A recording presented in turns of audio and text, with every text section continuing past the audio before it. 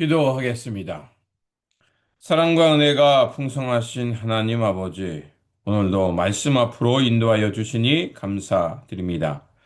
역대상 11장 말씀을 통해 다윗을 세우시고 이스라엘을 견고하게 하신 하나님의 손길을 보게 하시고 우리의 삶도 다윗처럼 하나님이 함께하는 삶이 되도록 인도하여 주옵소서. 성령께서 오늘도 우리와 함께 하실 것을 믿으며 우리 구주 예수 그리스도의 이름으로 기도드립니다. 아멘. 오늘 우리에게 주신 말씀은 역대상 11장 1절에서 9절입니다. 온 이스라엘이 헤브론에 모여 다윗을 보고 이르되 우리는 왕에 가까운 혈족이니이다. 전에 곧 사울이 왕이 되었을 때에도 이스라엘을 거느리고 출입하게 한 자가 왕이시었고 왕의 하나님 여호와께서도 왕에게 말씀하시기를 내가 내 백성 이스라엘의 목자가 되며 내 백성 이스라엘의 주권자가 되리라 하셨나이다 하니라. 이에 이스라엘의 모든 장로가 헤브론에 있는 왕에게로 나아가니 헤브론에서 다윗이 그들과 여호와 앞에 언약을 맺음에 그들이 다윗에게 기름을 부어 이스라엘의 왕으로 삼으니 여호와께서 사무엘을 통하여 전하신 말씀대로 되었더라. 다윗이 온 이스라엘과 더불어 예루살렘 곧 여부스에 이르니 여부스 땅의 주민들이 거기에 거주하였더라. 여부스 원주민이 다윗에게 이르기를 내가 이리로 들어오지 못하리라 하나 다윗이 시온 산성을 빼앗았으니 이는 다윗 성이더라. 다윗이 이르되 먼저 여부스 사람을 치는 자는 우두머리와 지휘관으로 삼으리라 하였더니 수르야의 아들 요압이 먼저 올라갔으므로 우두머리가 되었고 다윗이 그 산성에 살았으므로 무리가 다윗성이라 불렀으며 다윗이 밀로에서부터 두루 성을 쌓고 그 성의 나머지는 요압이 중수하였더라. 만군의 여호와께서 함께 계시니 다윗이 점점 강성하여 가니라. 아멘. 우리는 인생을 살아가면서 성공이나 성장을 꿈꿉니다.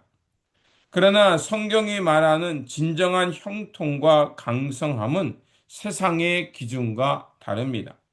오늘 본문 역대상 11장은 사울왕의 비극적인 죽음 이후 마침내 다윗이 온 이스라엘의 왕으로 추대되는 역사적 장면을 담고 있습니다. 다윗은 수많은 고난과 망명 생활을 거쳐 마침내 예루살렘을 정복하고 통일 왕국의 기틀을 마련합니다. 오늘 말씀을 통해 하나님께서 왜 다윗을 그토록 강성하게 하셨는지, 그리고 그 과정에서 어떻게 역사하셨는지를 살펴보며 우리에게 주시는 영적 교훈을 나누고자 합니다. 첫 번째로 약속을 성취해 가시는 하나님이십니다. 사울이 죽은 후 온 이스라엘 무리가 헤브론에 모여 다윗을 찾아옵니다. 그들은 다윗에게 우리는 왕의 권력입니다라고 고백하며 과거 사울이 왕이었을 때도 실질적으로 이스라엘을 거느리고 출입하게 한 자가 다윗이었음을 인정합니다. 그리고 가장 중요한 고백을 합니다. 왕의 하나님 여호와께서도 왕에게 말씀하시기를 내가 내 백성 이스라엘의 목자가 되며 내 백성의 이스라엘의 주권자가 되리라 하셨나이다. 바로 2절 말씀입니다. 다윗이 왕이 된 것은 그의 능력이나 정치적인 권모 술수 때문이 아닙니다.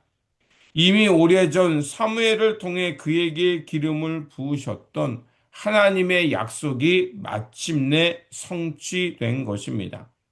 하나님은 이처럼 신실하신 분입니다. 비록 성취되기까지 오랜 고난의 터널이 있을지라도 하나님은 반드시 그분의 뜻을 이루시는 분입니다.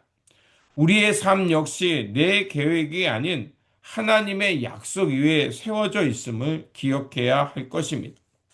두 번째로 중심을 보시는 하나님과 동력자들을 보내주시는 하나님의 역사입니다. 왕이 된 다윗은 여부스 사람들의 땅에 있었던 그 예루살렘을 정복하고 그곳을 통일 왕국의 수도로 삼습니다. 아무도 정복하지 못했던 난공불락의 성을 다윗이 취할 수 있었던 비결은 무엇입니까? 그 비결은 한 문장으로 이렇게 요약할 수 있습니다. 만군의 여호와께서 함께 계시니 다윗이 점점 강성하여 가니라. 하나님이 함께 하셨기에 다윗이 강성해질 수 있었다는 것입니다. 그리고 하나님은 다윗이 혼자 일하게 하지 아니하시고 나라를 함께 세워갈 용사들을 붙여 주셨습니다. 본문 후반부에는 요압을 비롯해 다윗을 도와 나라를 얻게 하고 왕으로 세운 용사들의 이름이 나열됩니다. 이 용사들은 다윗이 아둘람 굴에 있을 때 환난 당하고 빚진 자, 마음이 원통한 자들로 모여 있던 이들이었습니다. 세상 기준으로 보면 보잘것없는 이들이었지만 다윗과 함께하며 그리고 하나님을 의지하고 나아갈 때 최고의 용사들이 되었던 것입니다. 하나님은 우리의 중심을 보시며 우리를 위해 거룩한 동역자를 붙여주시고 함께 세워져 가게 하시는 분입니다. 세 번째로 하나님이 다윗을 강성하게 하신 목적이 무엇인지 알아야 합니다. 그렇다면 하나님은 왜 다윗을 이토록 강성하게 하셨고 수많은 전쟁에서 이기게 하셨을까요? 단순히 다윗이라는 한 인물을 영웅으로 만들기 위함이 아니었습니다. 하나님이 다윗과 함께 하시며 그를 높이신 이유는 하나님의 백성인 이스라엘을 바르게 통치하고 그들을 보호하며 궁극적으로는 하나님 나라와 의를 이 땅에 실현하기 위함이었습니다. 다윗은 이 목적을 잊지 않았습니다. 베들레헴 성문 곁 우물물을 목말라 마시고자 할 때 새 용사가 목숨을 걸고 그것을 떠온 것을 보고 이것은 그들의 피와 같다고 하며 마시지 않고 여호와께 부어드렸던 일화가 있습니다.